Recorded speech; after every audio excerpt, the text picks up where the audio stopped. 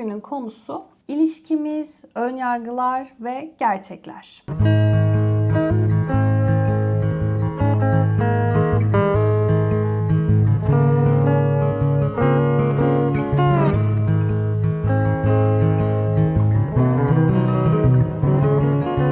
Merhaba. Selam. Sessiz sessiz izliyorsunuz bizleri.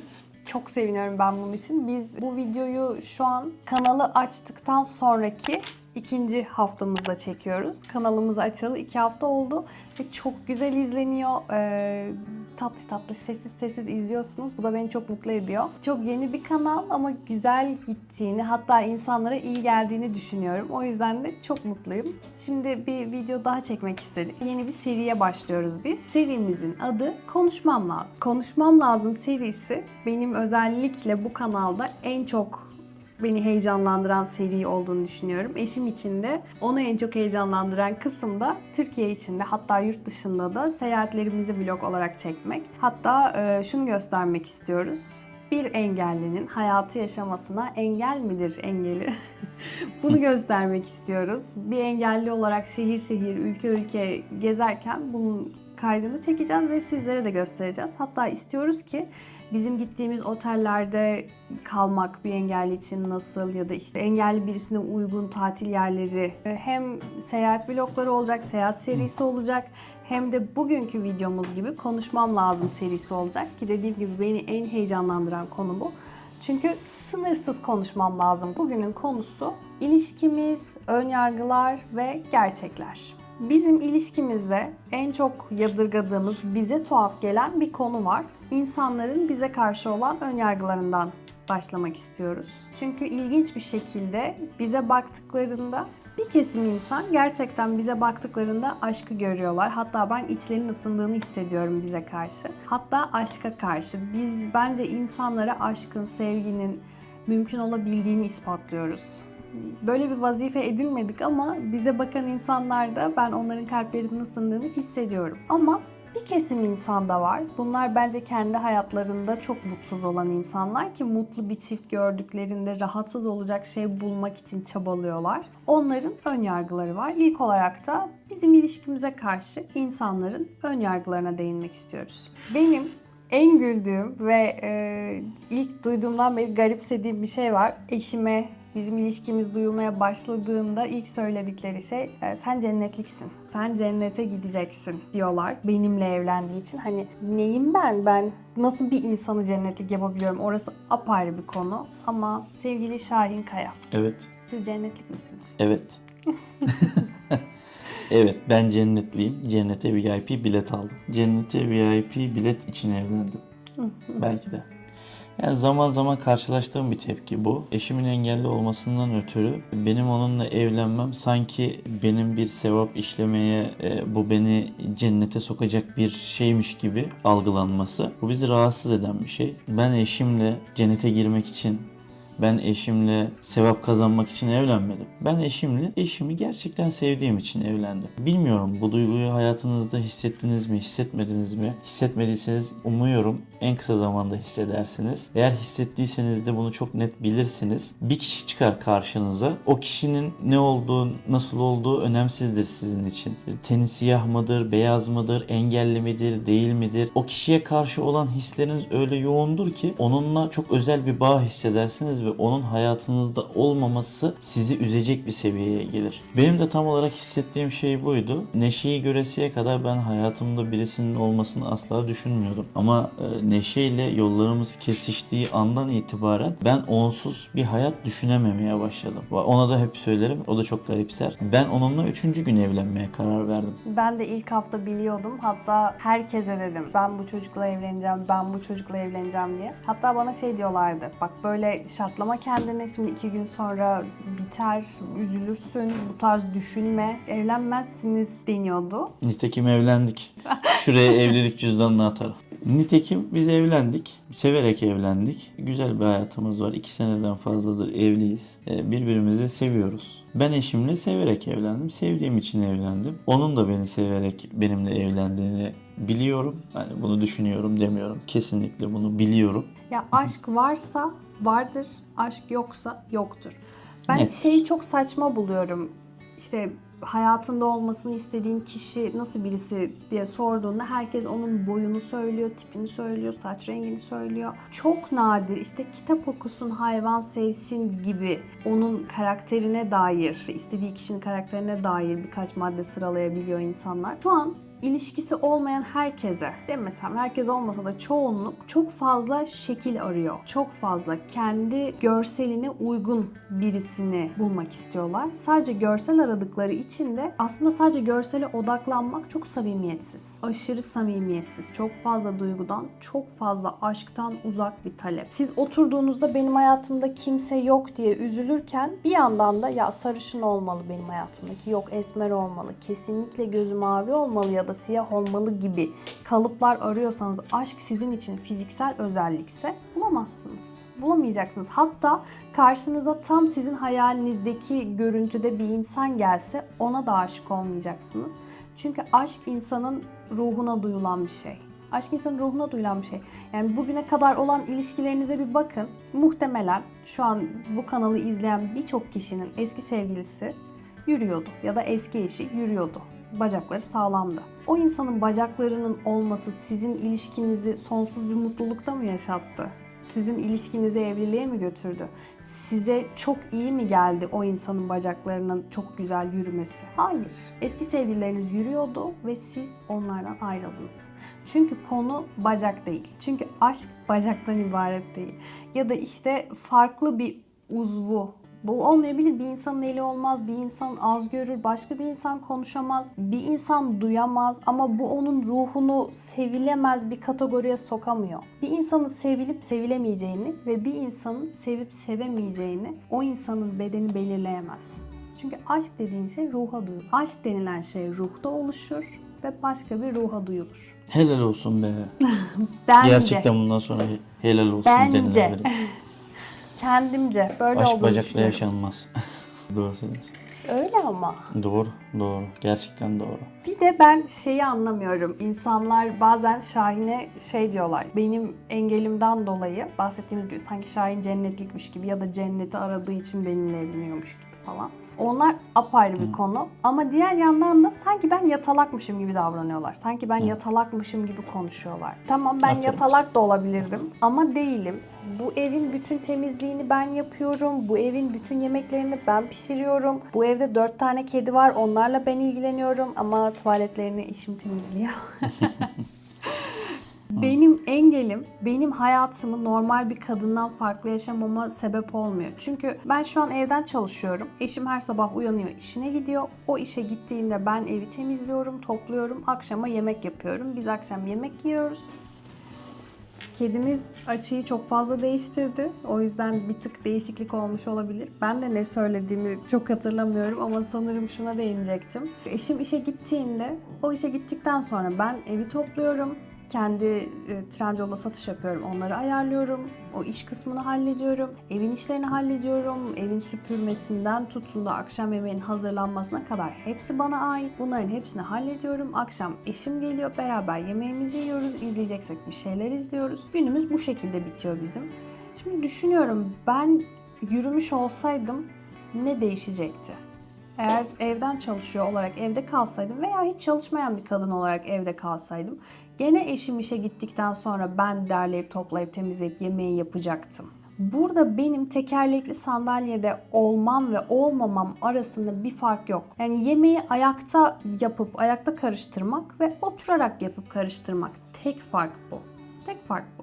O yüzden insanların sanki ben yatalakmışım gibi davranmasını ben anlayamıyorum. Yatalak değilim çünkü. Öyle de olabilirdim. Öyle de olabilirdim. Gene insanlar gelip bana sen yatalaksın mı diyecekti o zaman da. Hayır. Kaldı ki hiç unutmuyorum. Bir gün biz evlendikten sonra benim yakınlarımdan birisi ziyaret etmek istedi. Geldi.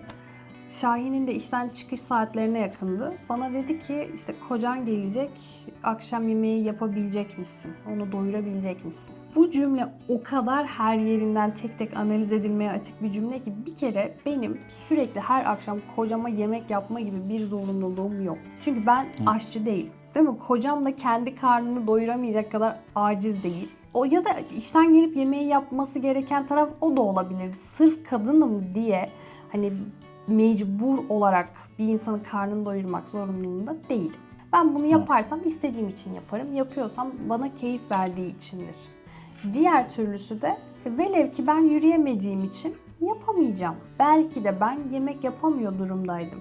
Bunu orada bana söyletmek, ya ben yürüyemiyorum ya işte arabadayım ya yemek yapamıyorum falan mı diyecektim. Bunu deseydim çok mu güzel olacaktı? O sohbet güzel mi gidecekti? Bunu bana söyletmek ona ne hissettirecekti? İngilinden bağımsız olarak birçok kadın veya erkek veyahut da genç kız veya genç erkekler yemek yapamayabiliyor. Engelden tamamen bağımsız. Bu kişiler engelli değiller ama yemek yapamayabiliyorlar. Yani yemek yapamayabilirler. Aşkım, Bu işte bir beceri ne var meselesidir. biliyor musun? Bunlar beceri meselesidir. İnsanlar bazı şeyleri yapabilirler, bazı şeyleri yapamayabilirler. Konu şu bence.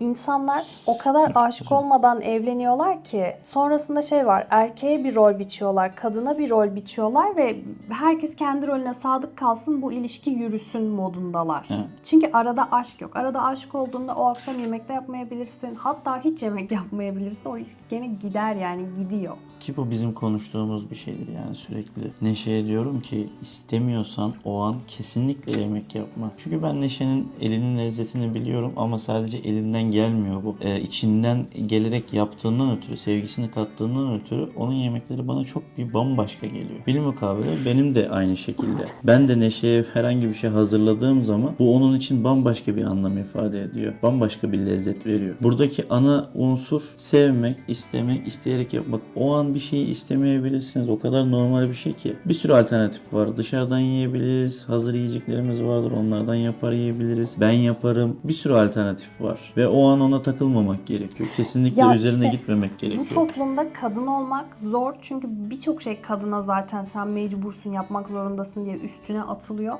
Bir de engelli kadın olmak çok Bambaşka daha bir zor. zor. Bambaşka bir Bizim zor. kültürümüzde tuhaf, deneyimlemesi tuhaf bir şey. Yani aslında bizim kültürümüzün özü olduğunu düşünmüyorum bunların. Çok farklı yani. Yani çok saçma bir algı var. Algılardan bir tanesi fedakar olan tarafın benim olduğumu zannedilmesi, benim olduğumun düşünülmesi. Neden? Çünkü tırnak içerisinde engelli biriyle evlendiğim için ben fedakar olarak algılanıyorum. Halbuki ise ben severek evlenmiş bir insanım. Bunun fedakarlıkla hiçbir alakası yok. Fedakarlık bir şey için bir şeyden vazgeçmektir. Ben Neşe için bir şeyden vazgeçmiyorum ki. Aksine her şeyi onunla birlikte yaşıyorum. Onunla Aşkım birlikte kabul yaşamayı et, tercih hayatın ediyorum. artık daha güzel. Kesinlikle daha güzel. Kesinlikle daha güzel. Bunu inkar edersem taş olurum. Kesinlikle benim hayatım daha güzel. Benim hayatım eskisine göre daha aydınlık. Bir kere ben Neşe ile evlendikten sonra sigarayı bıraktım. Neşe ile evlendikten sonra yani daha yenilerde oldu ama et yemeyi bıraktım. Bir süredir et yemiyorum. Ve daha sağlıklı yaşıyorum. Neşe ile birlikte onun yaptığı yemekleri özellikle yediğim için o sağlıklı şeyler yemeyi tercih ediyor ve ben de onunla birlikte sağlıklı şeyler yiyorum. Sağlıklı Mecburen. şeyler tüketiyorum. Ve hani bizim hayatımız öyle bir yoğun ki, öyle bir değişik ki, bizi o kadar canlı tutuyor ki, o kadar çok proje var aklımızda, o kadar çok şeyi yapmayı arzuluyoruz ki bunları yaparken bir bakıyoruz zaten çok dinamik bir ilişkimiz var. Bizim hiç oturup sıkıldığımız, işte bugün de çok sıkıldık, bir gün oldu sanırım ya. Bir gün sadece ne yapacağımıza karar veremedik. Bir gün sıkıldık Onda biz. da böyle yani koltukta üf falan yaptık ama sonra ertesi gün geçti yani. Onun haricinde bizim 25 saatimiz olsa 25 saat bize yetmeyecek yani zaman olarak. O kadar çok plan var. O kadar çok şeyi yapmaya çalışıyoruz. Çok yoğunuz, çok aktifiz. Bu tempoya bir de YouTube'u sıkıştırmaya çalışıyoruz ki bana aşırı iyi geldi YouTube. İyi ki böyle bir kanal açmışım. Benim bu kanalı açmadaki en büyük isteğim yürüme engelli birisinin hayatta ne kadar var olabildiğini, hayattan ne kadar zevk alabildiğini, onun hayatının güzelliğinin de örnek olarak böyle YouTube'da bir yerlerde durmasını çok istedim. Çünkü istiyorum ki farklı yürüme engelli birisi de baktığında işte böyle birisi var, ben de hayatımı öyle yapabilirim diyebilsin. Ya da işte ailesine bakın böyle birisi var, onun hayatı çok güzel olmuş, onun evindeki o değişikliği biz de kendi evimize uyarlayabiliriz diye ilham olmasını istiyorum. ki yakında farklı engelli arkadaşlarım var. İş hayatında başarılı engelli arkadaşlarım var mesela. Onları da konuk alıp onların da hayatlarını yine ilham olması açısından sizlere göstermeyi çok istiyorum. Hayat sadece üzülerek, depresiflikle ya da sadece vakit geçirerek insanın öleceği günü beklediği bir yer değil. Hayattan gerçekten keyif alınabiliyor. Hayatta gerçekten doğru aşkı, doğru insanı bulabiliyorsunuz. Hayatta gerçekten başarılı bir kariyere sahip olabiliyorsunuz. Mutlu olabiliyorsunuz. Hayat sadece acılar çektiğiniz bir yer değil. Gerçekten mutlu yaşanılabilen bir yer. Ben mutlu bir insanım. Hayatımı da gerçekten çok seviyorum. Hatta YouTube bana çok çok iyi geldi. Garip bir şekilde benim enerjimi arttırdı YouTube. Bilmiyorum sizin enerjinizi nasıl etkiliyoruz ama hayat güzel bir şey. Hatta özellikle şu dönem böyle bir sonraki gün ne yaşayacağım acaba diye merak ettiğim, heyecanlandığım bir dönemdeyim ben. Bunu da sizlerle paylaşmak istiyorum zaten. İlişkimizde engelin yeri nedir? Yani ilişkimizde bizim engel bir konu değil aslında. Biz evimizin düzenini zaten işte senin engeline uygun ama senin engeline uygun yaparken bana da aynı zamanda uygun olacak biçimde şekillendirdik bu evi. İkimiz de çok rahat bir şekilde bu evde yaşayabiliyoruz. Birbirimizin durumlarına dikkat ediyoruz. Sadece dikkat etmek de değil. Yani biz birbirimizi çok iyi biliyoruz. O yüzden bana çoğu zaman Neşe'nin bir engeli varmış gibi gelmiyor. Yani engel bizim için bir konu değil yani evde. Biz birbirimizi çok sevdiğimiz için, zaten severek de evlendiğimiz için hani böyle şeyleri herhangi bir şekilde problem etmiyoruz. Hani sen engellisin, ben değilim, sen ayaktasın falan gibi. Hani böyle saçma sapan tartışmalarımız yok. Dışarıdan hani nasıl düşünürsünüz bilmiyorum ama ben çoğu zaman Neşe'nin engeli olduğunu unutuyorum. Çoğu zaman unutuyorum bunu. Çok normal geliyor. Ben de hissetmiyorum. Ben yürüme engelliyim, eşim sağlam birisi falan diye bizim hiç aklımıza gelmiyor. Bizim Evet. evimizde bir engel yok, bizim aşkımızda bir engel yok, bizim hayatımızda bir engel yok. Sadece insanların tavırlarında engel hissediyoruz biz. Hani biz zaten birçok şeyi aşmışız, kendi içimizde çözmüşüz, kendi yolumuzda mutluyuz. Bize benim engelimi hatırlatmanın ne faydası var? Kime ne faydası var ki? Ben gerçekten biliyorum yürüyemediğimi. Şahin de biliyor. Ben yürüyemiyorum ve bu bizim bildiğimiz bir şey, sakladığımız bir şey de değil. Ve bunun konu yapılması ya da yadırganması bence tuhaf olan. Ya evet, gerçekten hani mesela insanlar şaşırıyor. Evet, buna hak veriyorum, yani dışarıdan birisinin şaşırması çok normal. Ama biz de onlarla beraber şaşıralım istiyorlar herhalde. Yani ben bir gün bir uyanıyorum. Diyorum ki ah evet Neşe engelli. Hani öyleymiş gibi algılanıyor. Hani bir gün uyanıyorum, senin engelli olduğundan haberim yok. Ah Neşe engelli diyorum. Yani sanki bunu sana her gün hatırlatmam gerekiyormuş gibi davranılıyor. Hayır, yani bizim için bir konu değil. Evet, Neşe'nin bir engeli var. Bunu o da kabul ediyor. Ben de kabul ediyorum. Ve hani hayatımızı bu engelin varlığını bilerek ve onu kolaylaştırmak yönünde düzenleyerek götürüyoruz. Bu kadar basit. İşte ben bunu insanlara nasıl anlatırız? Bir gün insanlar bunu anlar mı bilmiyorum. Yani eğer bir kadınsan senin yanına Kıvanç Tatlıtuğ gelse de sen mutlu olmayacaksın. Çünkü aranızda o bağ olmazsa, aranızdaki o enerji, o sıcaklık, o uyum, o birbirinize karşı duyduğunuz benim onun yüzünü görmem lazım diye insanın kalbinden gelen bir istek var. Eğer onu sen Kıvanç Tatlıtuğ'a duymuyorsan sen Kıvanç Tatlıtuğ'la da mutlu olmayacaksın. Birbirinizin hayatına kattığınız en büyük mutluluk nedir? O kadar çok cevabı var ki bunun. Bir o kadar da yani buna cevap bulması da zor. Ya bilmiyorum Kimseyle yani. gülmediğim kadar seninle gülüyorum. Ben de ya, evet, yani ben mesela çok normalde dışarıda ketum bir insanım. Hani böyle şey yapmam, herkese gülmem yani. Böyle asık suratlı da demeyeyim de böyle nötr bir sıfatım vardır. Çok öyle herkese şey yapmam, gülmem. Ama mesela senle sürekli eğleniyoruz yani. Bu da çok normal. Bence doğası gereği yani şeyimizin, bizim ilişkimizin. Sen nötr olduğunu düşünüyorsun. Bana inanılmaz enerji veriyorsun. Benim modumu çok yükseltiyorsun ve beni çok güldürüyorsun. Elimden geleni yapıyorum diyelim. Ya Ama bunun için mesela ekstra bir çaba sarf etmiyorum. Bu tamamen kendiliğinden oluyor yani. sen bana Bence mutluluk zaten veriyorsun. Direkt bana aynı mutluluk şekilde veriyorsun. mesela ben de en çok sana gülüyorum. Hatırlarsın yani bir espri olmuştu bir ortamda ve kimse gülmemişti. Ben delicesine gülmüştüm. Ya Ve gülünmedi diye de kızmıştım evet, yani. Evet, bazen benim yaptığım esprilere insanlar gülmezse karım espri yaptı gülüm. Ya bu çok doğal gelişen bir şey bu. Yani ben Neşe'yi mutlu etmek için aşırı bir çaba sarf etmiyorum. Kendiliğinden gelişiyor. İçimden geliyor, bir şey söylüyorum. O gülüyor, o gülünce ben de gülüyorum. O bir şey söylüyor, ben gülüyorum. Ben gülünce o da gülüyor.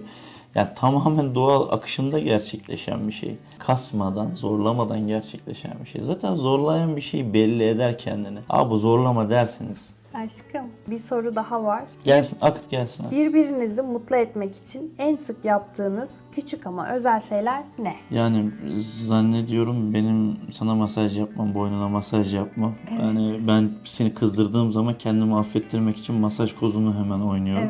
Evet. Masaj kozunu oynadığım zaman beni daha çabuk affediyorsun. Mesela bunu keşfettim Bak ben. söyledin canım. Gerçekten mi? Ama bunu keşfettim. Bunu böyle ufak şey olarak Sen benim kullanıyorum. bug'ımı mı buldun? Ya ufak bir bak diyelim. Öyle hemen de affetmiyorsun yani. Mesela burama masaj yap diyorsun. Evet. Ama Bu kadar mıydı yani mesela diyorsun. Bir 5 dakika yapıyorum. Ama onu 10-15 dakikaya çıkardığım zaman affetme süresi hemen kısalıyor yani. Ay çok fena. Ben Ya ama bu bilmiyordum, hiç taktik bilmiyordum. olarak yapmıyorum bunu. Dedim ya kendiliğinden keşfettiğim bir Bırak şey. Allah aşkına taktikler Ya senin de- bulmuşsun üstümde. Hayır senin de var taktiklerin. Ne? Sen de beni kızdırdığın zaman şimdi ama falan diye böyle hemen şey moduna giriyorsun yani. Ne moduna giriyorum? Hemen böyle yavru kedi moduna giriyorsun. Kadınlığın şanından. Yavru kedi moduna giriyorsun. Lütfen beni affet moduna girdiğin için mecburen affediyorum yani. Ne yapacağım? Yapacak bir şey yok. Ben mesela senin kadar kızgın kalamıyorum sana. Sen daha Ben çok kızgın kızım. kalıyorsun bana. Evet. Ve sinirlendiğim tek insansın galiba. Ben bir tek sana sinirleniyorum ya. En çok sevdiğin insan benim ama en çok sinirlendiğin insan da benim değil mi? Evet. Evet. Birçok Ben bölüm en çok sana insan- sinirlenmiyorum ama. Evet. Evet. Çok şükür. Aşkım benim yani seni mutlu etmek için yaptığım bir şey var. Senin buna çok mutlu olduğunu gözlemlediğim bir şey. Bak şaşıracaksın sen Çok de. özür dilerim esnedim. Şaşıracaksın. Ne yapalım? O da böyle yemek yaptığımda ne bileyim böyle sumakla bile yaptığım yemeğe kalp çizersem sen çok mutlu oluyorsun. Ya da işte Evet. boza mı tarçınla kalp çizmek gibi ya da sütlaç mı yaptım tarçınla ona kalp koyarsam. Yani yiyeceklere kalp koymam seni çok mutlu ediyor. Başka hiçbir şeye bu kadar sevinmiyorsun ama yiyecekleri böyle aşka dair kalbeden Olabilir bir ya. şeyler Ben çok iyi geliyor sana. Ya ben seni seviyorum. Sevmeyi seviyorum yani. Ama bir de sevilmenin de tadı çok başka. Gerçekten sevildiğini hissetmenin de tadı başka. Ben mesela çok böyle özel günleri kutlayalım, edelim yapan bir insan değilim biliyorsun. Ama konu mesela sen olunca kayıtsız da kalamıyorum. Ama elimde mesela sevgililer gününde çiçekle geldim. Beklemediğin Çünkü halde bunu görünce... Beklemiyordum çünkü biz Şahin'le daima her yıl yani sevgililer günü de doğum günü de birbirimize hediye alıyoruz normal bir şekilde. Ama mutlaka o günün bir hafta öncesi ya da 4-5 gün öncesinde almış oluyoruz ve çatlıyoruz birbirimize söylememek için. Artık kimin hediyesinin kargosu daha önce gelirse bir diğerine onu önceden vermiş oluyor. Ve o gün geldiğinde birbirimize artık hediye veremeden geçiriyoruz. Her zaman böyledir. Şimdi yine 14 Şubat var. Biz gene bugünlerde bir hediye alıp 14 Şubat'tan önce Muhtemelen. onu 10 Şubat gibi birbirimize vermiş olacağız muhtemelen. O yüzden sevgililer gününde de biz hediyelerimizi önceden vermiş olduğumuz için eve gelirken çiçek almıştı mesela. Evet, o da sürpriz faktörünü kullanmak istedim orada ve sevilirdi. Çünkü değer verildiğini ve sevildiğini hissetmek gerçekten insana bambaşka şeyler hissettiriyor. Bambaşka duygulara götürüyor. Bunlar gerçekten hoş şeyler. İnsanın hayatına da hoşluk katan şeyler. Ben böyle olması gerektiğini düşünüyorum. Hediye konusuna da gelince gerçekten çatlıyoruz ama sen beni çatlatmayı tercih ediyorsun, söylemiyorsun. Niye söylüyorum? O hayır söylemiyorsun. Belki bir gün son raddeye söylemiyorum. kadar bekletiyorsun. Ya Sen bir gün aşkım, önce veriyorsun mesela. Dayanmak istiyorum anladın mı? Ben Dayanmak istiyorsun Bir da beni hiç hediyemiz- durdurmuyorsun ama. Hiç sıfır. Söyle Hiç diye mi? durdurmuyorsun. aşkım Aşkım söyle, Kabul aşkım etmiyorum, söyle, kabul aşkım ediyorum. göster, Hayır, aşkım göster, hayır. aşkım söyle. Ne var biliyor musun? Sen söylemek için benden daha istekli oluyorsun. Benim öğrenmek için duyduğum isteğin 1000 katını o söylemek için duyuyor. Böyle aşkım. Vereyim kurtulayım. Hayır, sen dayanamıyorsun. En çok hangi anlarda iyi ki onunlayım diyorsunuz? Yani iyi olduğun zaman da, sıkıntılı olduğun zaman da en yakınındakiyle paylaşmak istiyorsun. Çok doğal olarak da en sevindiğim anlarda ben hem iyi hissettiğim, iyi sevinçli bir haber aldığım, ne bileyim işte iyi olduğum, sevinçli olduğum zamanlarda bunu seninle paylaşmak istiyorum. Hem de çok kötü olduğum zamanlarda da senden başkasını görmek istemiyorum. Yani evet. Gerçekten senden başkasını görmek istemiyorum çünkü İbrahim duyuyor musun İbrahim? gerçekten senden başkasını görmek istemiyorum çünkü ben senden güç alıyorum. Senden güç alıyorum. Senin pozitif tavrın, senin yapıcı tavrın beni çok etkiliyor ve hani ben de yapıcı olmaya başlıyorum bu sefer. Daha çözüm odaklı bakıyorum durumlara. Hani bunu nasıl çözelim? Tamam hadi şöyle yapalım, hadi böyle yapalım. Gerçek reel zemine çekiyorsun beni. Ben mesela çok fazla olumsuza gitmeye müsaitim. Bir an yaşadım. Onun daha dibi olacağını, daha dibi olacağını, daha kötüye gideceğimi falan hemen düşünmeye başlarken sen tutup çekiyorsun beni oradan hemen. Diyorsun ki hayır, hemen dibe gitmek zorunda değilsin. Bak bunun böyle bir çözümü var. Direkt buradan hadi bak ne yapıyoruz? Reel zemine geliyoruz daha. Daha reel zeminde diyorsun ki işte bak bunu böyle yaparsak daha doğru olur falan, beni daha iyi bir kıvama getiriyorsun. Aşkım ne fark ettim biliyor musun? Senin gözündeki kendim çok güzel. Evet Ben kendimi bu kadar güzel bulmuyorum mesela. sen benim gözümden kendini bir görsen kendine aşık olursun. Hoşuma gitti. Yani gerçekten. Teşekkür ederim. Rica ederim. En çok hangi anlarda iyi ki onunlayım diyoruzdu. Her zaman ya. İnsan zaten sürekli hep yanında olsun istiyor evlendiği kişi. Ben alışveriş yaparken de bir kıyafet denerken hangi rengin bana yakışacağını da Şahin'e sormak istiyorum. Ya da işte evde yemek yaparken ya da bir bitkiyi nereye koysak daha güzel durur diye düşünürken ya da izlediğim bir şeyin hakkında konuşurken veya yalnız uyumak mesela. Ben yalnız uyuyamıyorum artık. Evet. Bazen gece uyanıyorum, bakıyorum. Orada da diyorum yani iyi ki Şahin burada şu an diye. Bana dediğini hatırlıyor musun sigarayı bırakmadan önce? Ben senin benimle daha fazla vakit geçirmeni, daha fazla yanımda olmanı, daha uzun yaşayarak olabildiğince daha uzun vakit geçirmemizi, birlikte olmamızı istiyorum dedi. Bu benim sigarayı bırakmamdaki en büyük etken. Aynı şey benim için de geçerli. Ben daha sağlıklı olmak istiyorum ki Şahin'le daha çok zaman geçirebileyim diye. Aşkım, birbirinize en son ne zaman ve neden seni seviyorum dediniz? Nedeni yok. Zaten birbirimizi sevdiğimizi sık sık birbirimize söylüyoruz. Bizim mottomuz belli. Seven sevdiğini söylesin. Bizim mottomuz bu. O yüzden her fırsatta birbirimizi sevdiğimizi söylüyoruz. Yani sözlerin büyük etkisi olduğunu düşünüyoruz hayatımızda. O yüzden biz birbirimizi ne kadar çok sevdiğimizi söylesek bile, yani gün içerisinde ben 150 defa bile desem, onun 151.'sini biz ararız. Duymak Aşkım, isteriz. sen Yani bizde uyurken- etkisi azalmıyor. Seni seviyorum dedikçe etkisi azalmıyor. Uyurken Şahin sağa sola dönerken bile seni seviyorum deyip dönüyor mesela. Uykusunun arasında da bazen seni seviyorum diyor. Bir kaydı yok, bilmiyorum. Söylediğim bildiriliyor Neşe tarafından. Bilmiyorum, kaydı yok. Yani dediğim gibi doğru kişi size kendinizi iyi hissettirir. Doğru kişi size kendinizi değerli hissettirir. Doğru kişi size kendinizi mutlu hissettirir. Eğer ilişkinizde yıpranıyorsanız ya da bir sonraki adımı sürekli öngörmeye çalışıyorsanız, o beni seviyor mu acaba diye düşünüyorsanız doğru yerde değilsiniz. Çünkü sizin hayatınızda olması gereken kişiyi gördüğünüzde gerçekten biliyorsunuz, gerçekten anlıyorsunuz. O kalbinizde bir yerde kendisini o kadar net hissettiriyor ki onun dışındaki herkese karşı duyularınız körelmeye başlıyor. Onun dışındaki herkesi gerçekten eliyorsunuz. Çok doğru bir ifade bu arada. Gerçekten Engel aşka engel değil.